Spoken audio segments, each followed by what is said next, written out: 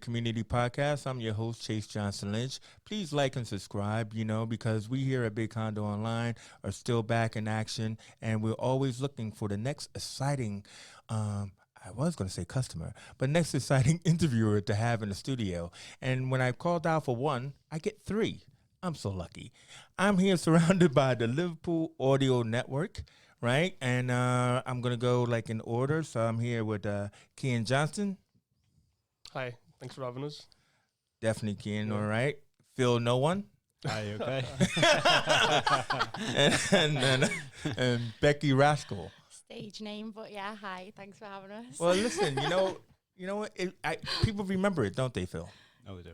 Yeah, Even exactly. no Even your own boy was like, yeah, man, I don't know what this is from. No one. Right. And I just think it's funny. But either way you look at it is these people, they all have significant careers in the kind of audio music industry. And I want to talk to you individually, but to start off with, Phil and Kian, you guys are founders of the Liverpool Audio Network.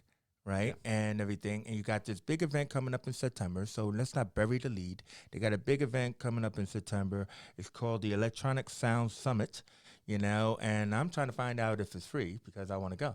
But, when you look at it is, gentlemen, first tell us about the Liverpool Audio Network, and when did you found it? Do you want to go? Yeah, I might as well. We started it's got to be about 3 years ago now, a bit longer. It was basically... came out of we're DJs, we're producers, wants to be artists, wants to play on the circuit in Liverpool. Found that the scenes are quite clicky, as most cities are. If you're not in the know, you ain't getting any kind of thing. So we want to kind of break them barriers down and kind of make collaboration over competition. And we thought the best way to do that was kind of just put everyone in the same room. What does everyone like producing? So let's do a masterclass. So we got a handful of people in the room to kind of break down what they do, their creative process with it when it comes to music, the decision making that comes with it, and obviously the technical side of it.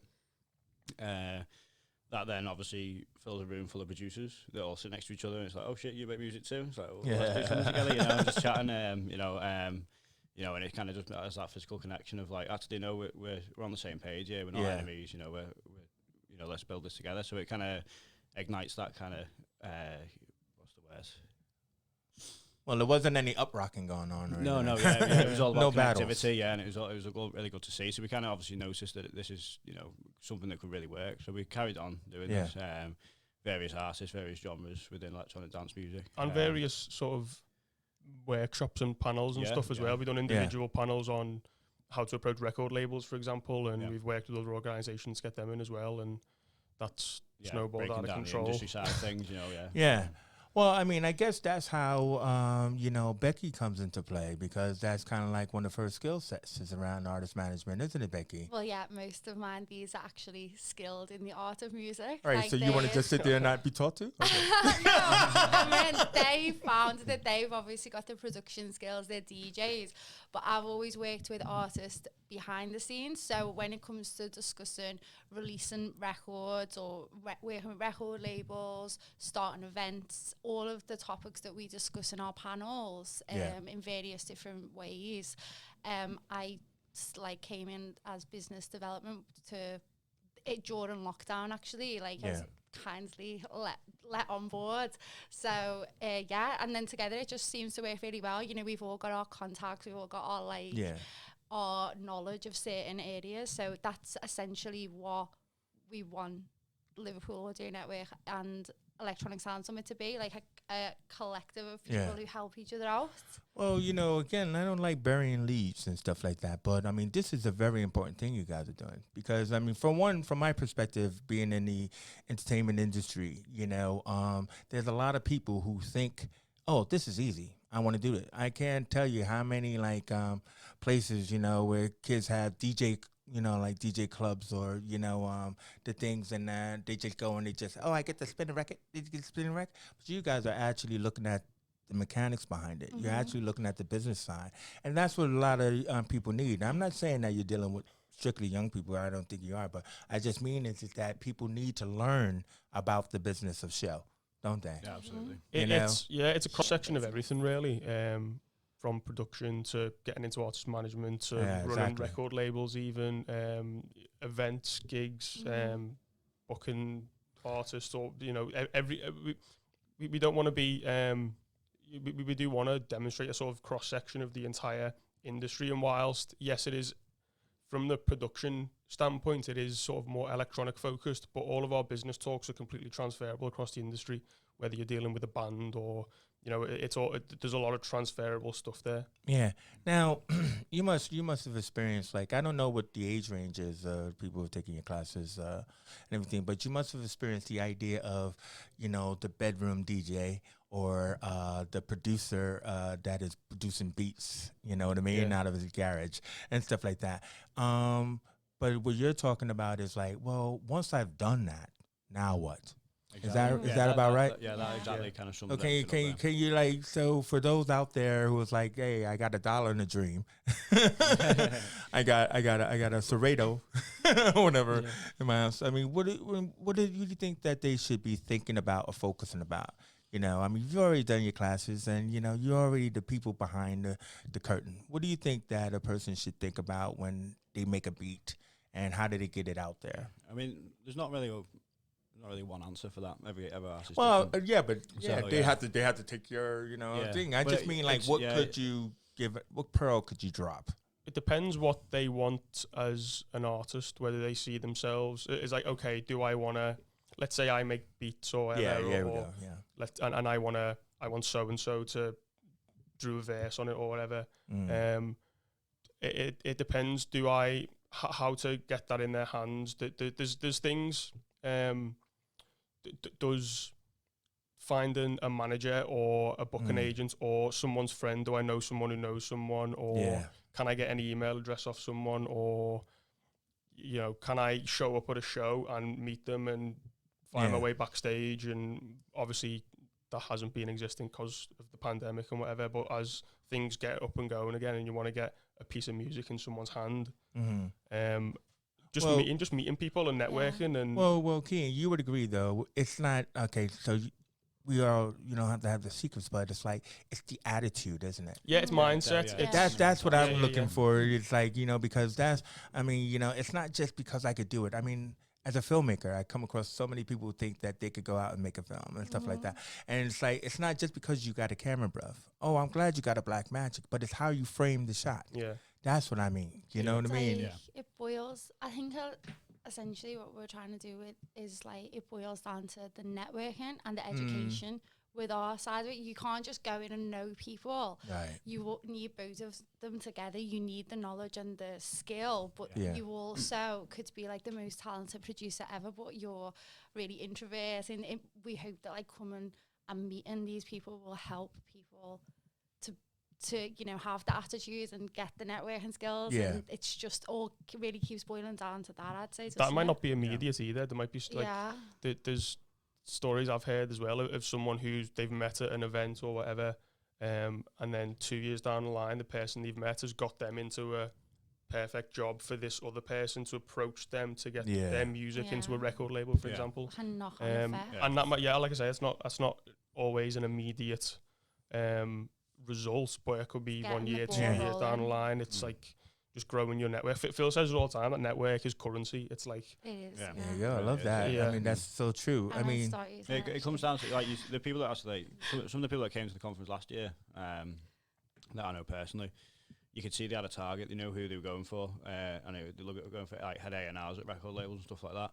And then you see, like, 6-7 months later, they're released on that record label. And it's like... Oh, really? Yeah, so they got the, when they're looking at it in the mindset of, I know what I want. I know my music good enough for this. You know what I mean? And obviously getting vindication from, from your kind of mentors. But it's also like they were at an event and, like, then they managed to actually talk to the people above the firmament. Yeah. Exactly. Yeah. So and that is so hard to get above the firmament. You know what I mean? It's like, and they were able to have their stuff listened to. I mean, like the thing about it is that, these projects that you were doing, that you have to stop doing, like during the pandemic times or whatever, it's like community led, as you were saying. I mean, like when you say that. There's so many different types of dance and techno sounds, because we're going to move into like this origins of house thing, but you know, like how do you? I mean. I didn't know what's out there, man. I mean, it's like acid house, techno house, drum and bass, and I'm like, oh, That's what makes it exciting, though. Yeah, there's always something new to keep. Like, or people, I love people who send me playlists or tracks. I love when people just forward me a playlist off Spotify or whatever, and I'm like, oh my God, I didn't think I'd like that song, but I love it. And it's my favorite thing is me mates who send me music. It's the discovery, isn't it? Yeah. I mean, like, and that's what's really weird. You never think to look for otherwise. I mean, you know, I guess that's a good segue, you know, in a sense where it's like how I met Becky and Phil is like we were in the middle of participating in something called the Origins of House, which is a project being put together by Blackfest and stuff. And what I thought was really key about this is that it's not just the conversations that you have with people who are from the time period or who had the love of the music, but it's just like, we would never be in the same room together. No, it just transcends. Not like I don't like you or you don't like me or whatever. I'm just saying. Fine. No, I'm just saying. But I feel really hurt now. It was it was a microcosm, isn't it? It's like, you know, of doing that, and it basically comes back to the love of music. But you were saying something, Becky, when we were talking about the Origins House. You were talking about inclusivity on the dance floor, and that's one of the kind of like one of your goal sets. It's one of our key messages, and like I mentioned, you know, firstly, when we was in Origins House, and exactly what you've just said is music. Sounds really cheesy, but music is like, I've said it in class before, it's like a common thing that brings you together. So we don't know each other, but we all know that we like music, so we all get on, and that's all we need to go on to base a friendship on it. But in terms of, that's how we want it to be. We want that to be the only thing that matters, like regardless of like sexual orientation, regardless of gender, regardless of race, we want it to be just about the music, about what, like, you know, safety / bravery on the dance floor is the most important thing. Like, everyone should be able to enjoy it without judgment. So that's one of the big messages that we want to put across, which the boys have always put across anyway, but it'll be something that we'll be touching on probably quite heavily this year as well. So yeah, I mean, now that we're coming back out, you know, I don't think you can stop people on the dance floor. Yeah, you don't want any trouble. Like, we've all just been locked up. We should all be going out and having a ball. We don't want people fighting and like picking on people because they're different. You know, it should just be for everyone. Well, and I think you're right, and that's one of the things that we've been investigating is like house music is one of those kind of how shall we say, music trends that does include a lot of different people, isn't it? You know, it's not like cowboy music. I don't know what you call that. Country. I do like Kenny Rogers. Biggest selling genre in the world. Cowboy music. I don't know, icky freaky me, bro. But house is definitely something that you could get everybody into, and because you could get everybody into it, and we're all starving, as you say, we're like barbarians at the gate. These guys, you know, they happen to have, I don't know how they got invited, whatever, but they're actually going to an event this weekend at the Circus. So if you're from Liverpool, you know of the Circus, but the Circus is going to be live. So who wants to tell me about it? Come on, Becky. Come on, Becky. You know, you're the one who's talking about it. So, for those who don't know, Liverpool have been involved in a pilot project for the government, which we've allowed to have a number of events without restrictions in terms of social distancing and masks and everything. So everyone must be pre-tested to go. So we are very excited that we're going to go this weekend because we're being craving a night out, like just with music and people and like community and having a ball on the dance floor. So yeah, we're lucky enough to go, but I think what it means for us and the city is, again, the same as what we're hoping Electronic Sound Summit will be, is it's celebrating Liverpool as a city of music, and the Circus team have done an absolutely amazing job at this. Well done, Circus. And all right, they didn't give us shout out.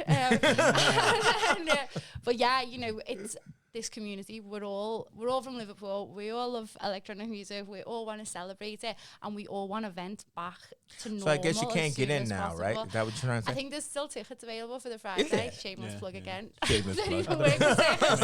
Don't even work them. Tickets, free tickets, you know, you've just been Definitely told not free. about. Big condo, yes. Yeah, we're on paper. So, It's like an ad reel. hey, listen, you know, we gotta do it. All right, so, but I want to also touch on like something. I think it was Kian was talking about it, but like where you're saying like one of your other remixes, like business versus music. I don't know if you can remember this when we talked about it in the show notes because that's what I wrote down. But like, can you tell me a little bit more about that? Like the difference between like the business side and the music side. Did you say that? I mean, I'll take it. Okay. Well, because I mean, it kind of goes back to what we were saying before about mindset and the idea of people having and making really good music and then thinking, okay, I've made this track, now what? There's is that question based on the summit in September? Yeah, I think so because it was like you were talking about digital footprints and everything with that and everything. So, but sorry, it's like. So anyway, business and music. So I mean, like the idea is, as Kieran already said, that you have to be business minded in the mindset of being able to, you know, do things. But I think it was around the factor of being able to make an impact, because I know that me and Becky was talking about the whole impact of the event and really just about like people coming together, and that's what you're hoping that the summit will do, because like it's something that you guys been working so hard for, and unfortunately they haven't been able to share like who's going to be there. Oh, because she said it's a secret. And then I said, what do you mean? We're in talks with, I mean, over lockdown, as Becky said, we're in talks with, we've been speaking to loads of people who have said they're up for being involved, and now we're just sending out dates and times and curating panels and finalising everything, getting everything locked in. Do you want to say what we can say? Like what Go kind on. of Yeah, panel? what can you say? No, I'm not saying it because I'll say I'll give too much away. Oh, see, that means Becky knows. No, I just don't know when to shut up. She's who wants an interview.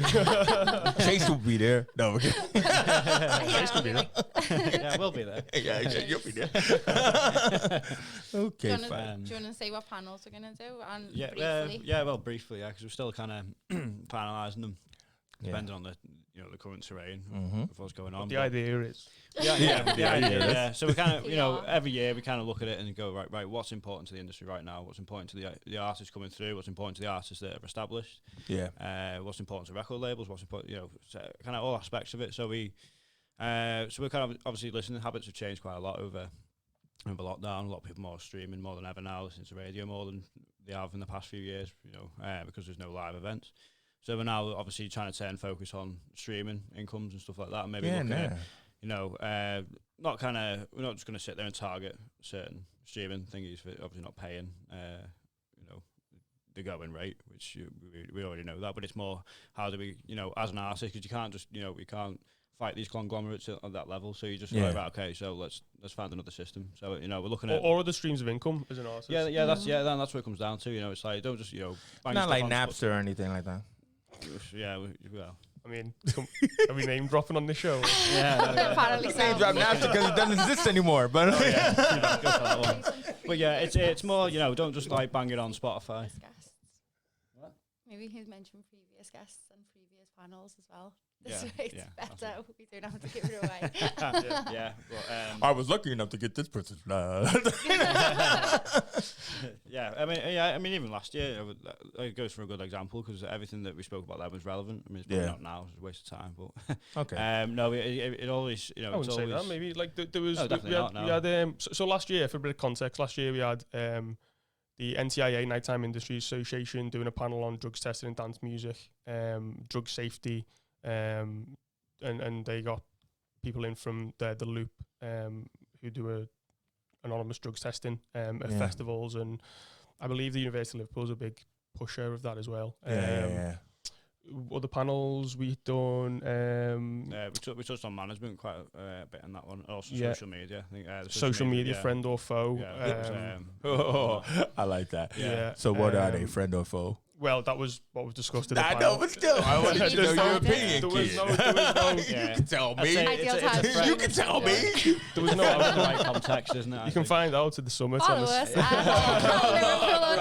Is it online? Find out next time. Okay, all right. Let me get you off of that. I mean, I know we can, but I just want to get a little bit something about each year. So Kian, I thought was interesting when I asked you. You said your background's in classical music. I mean, what does that mean? Are you like a flute player? Saxophone player? So yeah. I mean, cello. I come from that sort of just doing music in school. Nice one. Yeah, and I'm a saxophone player. I mean, I don't play as much as I probably should now. It's more making beats on my laptop. But that sort of foundational knowledge of music theory and how that applies into dance music and whatever has been really useful. And it's All right. I'm going to ask this question for everyone, right? Because I'm constantly trying to have this debate, especially since we did the Origins of House, right? It's kind of like I am a vinyl turntablist, yeah? I am big on vinyl. And I love it when the needle hits the record. When the song starts. And I keep telling people, this is real music. And like when you got like MP3, 300 plays on your Spotify, and it doesn't do that. You know what I mean? So just from your perspective, I mean, what do you guys feel about, that kind of old school vinyl, just real raw sounds of it just, coming out of the studio session? I love it. Yeah, I think everyone loves it if you're in music. I mean, if there's something raw about it. I'm not even a DJ, and I'm that crackle on the record is my favorite. I had like all my vinyls. None of my vinyls are dance music, either hip hop or the Motown. Or really, I don't know something about it. When that being said, though, that I think if you're as a DJ and DJing with vinyl, the convenience plus you as a DJ, you're there for the crowd, and the crowd don't care if you're playing off a CDJ or off a turntable. They might say they know, but maybe they do. Yeah. Well, I'm sure the DJs in the crowd would appreciate it. If you hold the record up before you spin it. Yeah. I've seen that many times. Let me put that record on. Put it on top of the CDJ. Got a little belt drive going. Come on. Well. All right. Now I can't go away without asking Becky about her New York experience, which she doesn't want to talk about. And sounds like she's going to talk about it. Because I keep telling Becky, I've been here 20 years, and I'm constantly reminded every day I'm not from here because of my accent, right? So it's like, yeah, man, what, you just show up or no? And so, Becky, you're what, Scouser through and through, right? Yeah. I'm born and bred Liverpool, but I did spend a lot of time in New York. I lived overseas for a number of years, so New York, like you just said, is people just obsessed with the. They're obsessed with it. Everybody here is obsessed with it. The same as vinyl. It's one of them things. Everyone loves it. You love the sound, the smell, everything. I love being in New York. And have you ever been to BBQs? No, Dallas what is BBQs? This? In New York. No, what is that? It's a BBQ restaurant. The chickens are mutated. They're big, giant chicken wings, you know what I mean? With hot sauce and blue cheese. Oh seriously? My God, you know what? You're not from New York. Forget about it. I'm not a real New Yorker. I was going to ask you about pizza, but that's too easy. Original Ray's. That sounds good, yeah. Yeah, but no. Okay, all right. She's fair. But obviously in the Origins of House class, we've spoke about the New York influence and Chicago and all the other cities, but it's just it's a vibe, as the kids would say. Yeah, it's definitely a vibe. So I mean, so Liverpool Audio Network. Now you guys are doing that, but how can people find you individually or something like that if you want them to? It's kind of like your socials, social media handles, or anything like that. Kian, I'm just gonna plug the business. Yeah, okay, wow. All right. Kian's like, no, do not call me. Yeah. I am not available. I'm telling you right now. But plug the business, kid. And everybody plug it for everyone. That's what I'm here. That's what we're here for. I know. All right, man. Liverpool Audio on Instagram, and there's Liverpool Audio _ on Twitter, I believe, and then Liverpool Audio Network is our Facebook page. ElectronicSoundSummit.com is our event website, and LiverpoolAudio.net is our business website. Tickets now available on Skiddle. Tickets are on Skiddle. Skittle, no Eventbrite. No. In a word. Oh wow, is there a reason for that? I think we have a few tickets up on Eventbrite. We have a few tickets up everywhere just in case people come across them. You just trust Skittle. We also have a community page on Facebook, don't we? The We Liverpool Audio we have a community. group. We post a lot of stuff in there as well, which is nice. You know, if you're ever releasing a track or anything like that, throw it in there. You know, Get a bit everyone of in feedback. feedback. What revolution of the track? Sorry? Did you say revolution of the track? No, if they're releasing a track. If you ever release. Sorry, see, I told you, man, American, right? So I only pick up a very few things. So are you trying to say that, like, if people wanted to support or release, their music, they can at least reach out or something like that? Yeah. I mean, it's there just to, everyone, as you say, like minded, best word for it. Everyone's in there to kind of help each other, really. That's nice. That's nice. Receive help, yeah. So it's, if you have got a track you want feedback on, or it's just come out, you just want a little bit of a push on it, and throw it in there, or whether you got some advice, Yeah. What's it called? Liverpool Audio, the community, isn't it? The community. Yeah, it's Liverpool Audio Network, the community. Yeah. It's like, Liverpool Audio a Network. poorly received The community. sequel Like a title. spin-off, The community. I've never heard of a tag like that. Is that like a .com or something? I don't know. It's just the name of the Facebook page. Hey, listen, I don't know. It's been fun. I've been feeling like I've been surrounded, but I'm not hounded. And like in that aspect is that I'm jealous about where you're going. Not really. I don't go out. Can't you tell? But I do encourage people to like look out for the Electronic Sound Summit because it does sound amazing. Even though this would be like what, your second one or your third one? Third one this now. Yeah, because you've been going for 3 years and everything like that. So and then hopefully after that they'll get back to classes and educating people On a regular. on the regular, on the down low. No, regular. Like normally the guys would have like classes throughout the year, smaller things, and then this is the flagship event. But obviously, due to the pandemic, The big it's C. just the big one now. But big obviously, C. we hope to have more stuff going on throughout the year once Yeah. we've got. we do work with big enough we work way. with quite a lot of brands like Ableton and Waves Audio, Native Instruments, stuff like that. So we do little meetups for them. They normally have like little things across the country in each city. And we kind of look after that side of things for them. So they do their own, like, for example, if it's Ableton, they'll get their own like certified trainer in. They'll run the class and run the seminar, obviously based on Ableton.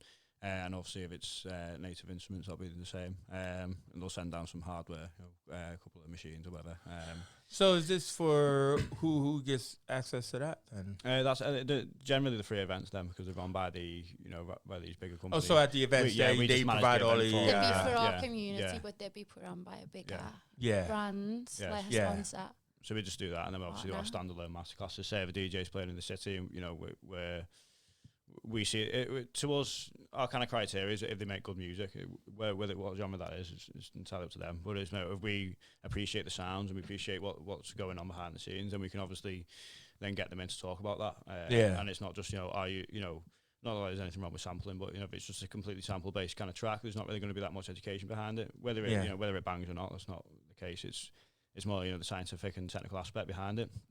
So we might listen to the tracks and go, you know what, as a producer, they're just solid. Let's get them in. Let's get, and they'll break it down, and everyone's heads in that room is going to be blown because it's just that kind of aspect. So, they're the little standalone ones we do. We can't miss an opportunity like that when they come to the city. For them Provided they've got the time and they normally do. It seems to be the case. But, We know they do. Sounded threatening. You will play for me. You will, and stuff like that. Yeah. So in signing off, then do you have any final plugs you want to make there, Ken? Or is it just like I'm going to circus and leave me alone, and don't try and find me on social media? I'm sure it's not that hard to find me if you wanted to anyway. I'll pass it over to Phil. Yeah, well, it's going to be a shameless plug then. Early birds are on sale, isn't it? Really? But, What's it? Early bird tickets now on sale. Oh yeah, well that's not a shameless plug. That's a ruthless plug. Also, we do have student tickets available, don't we? Launching soon For our Liverpool. There's so much more information to come out. Oh, what is that? It's for all of the universities. There'll be special rates for the. For the summit, you mean? Yeah, because obviously there's the kids. Yeah. You're providing those concession prices and everything like that. Yeah. That's keep that's an really eye cool. out for them once we. Well, you know what? You're community led. What are you gonna do? right? You know, so you're here for everyone. And hopefully, this was a good way for people to find out a little bit more about the Liverpool Audio Network and everything. I hope that you've just enjoyed learning about them as I have and everything. Maybe they'll invite me to the summit. Who knows? And everything like that. Yeah, look at that. I got her on tape. So Guest list. anyway, I want to thank Kian, Phil, and Becky, LAN. I'm Chase Johnson Lynch. You've been listening to the community podcast here on Big Condo Online. Please like and subscribe and everything. And I am out of here. Thank you so much.